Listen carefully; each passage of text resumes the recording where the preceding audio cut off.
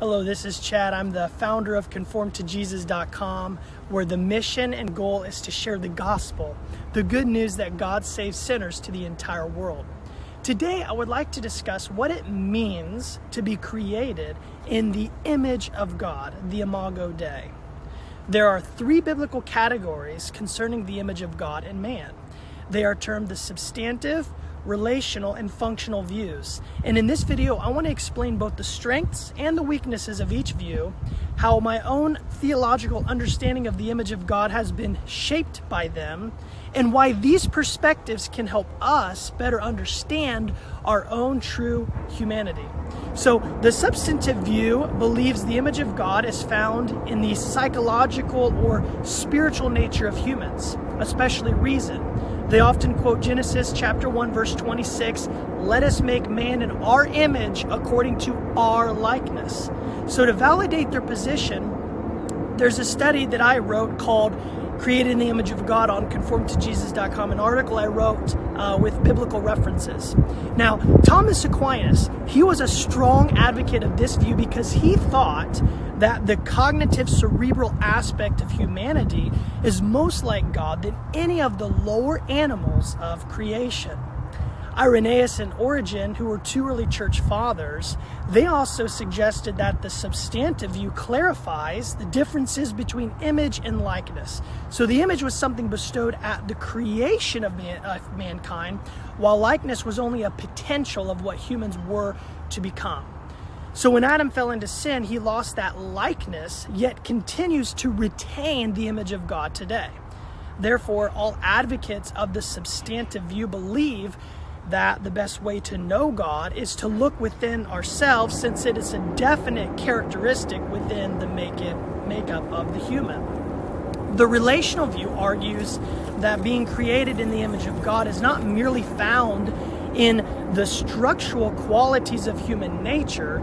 Instead, humans display the likeness of God when they are in a relationship with both God and people. So when we turn to God and reflect on His nature, it's similar to standing in front of a dim mirror, only seeing a partial reflection. But once we grow in our relationship, then the image of God, it gets clearer, it gets more clear over time. And the Apostle Paul, he clarifies this idea in the letter to the church at Corinth when he says, "For now we see in a mirror dimly, but then face to face. Now I know in part, but then I will know fully, just as I have also been fully known." 1 Corinthians chapter 13, verse 12. Additionally, the relational view contends that the triune God, composed of three distinct persons, yet one in essence, fulfills the I-thou relationship. Renowned theologian Karl Barth argued that both within God and the human, an I and thou confront each other, not as solitary individuals, but as two or more persons confronting each other. So thus, the image of God does not exist in what we are, but rather what we do, which is creating relationships with both female and male counterparts in the creator of the universe. Now, the last biblical category of the image of God of man is called the functional view.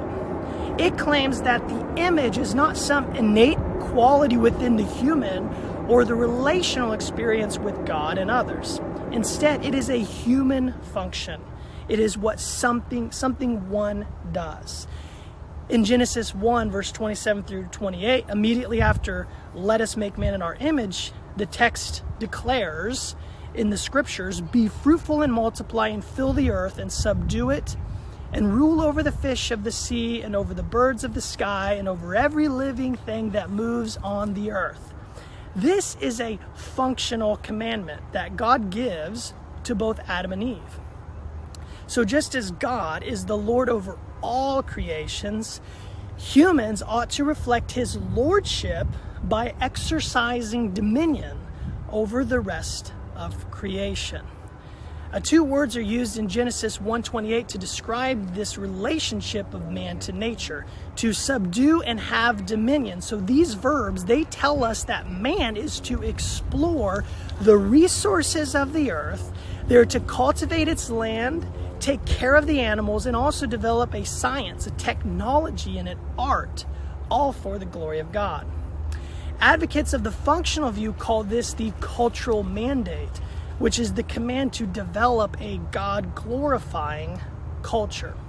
Now, in conclusion, I believe that all three views have a valid argument for what it means to be created in the image of God. The relational outlook helps illustrate the theological importance of the Trinity. The substantive view makes it clear that all humans are created in the image and likeness of God because of our innate will, our ability to love, and our rationality, our logical way of thinking.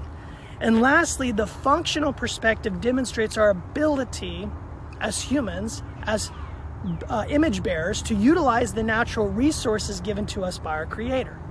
All of these viewpoints put together to give us a holistic assessment of the image of God and man. I hope this video was helpful for you. I pray that you will use this theology to encourage your faith. Thank you for listening.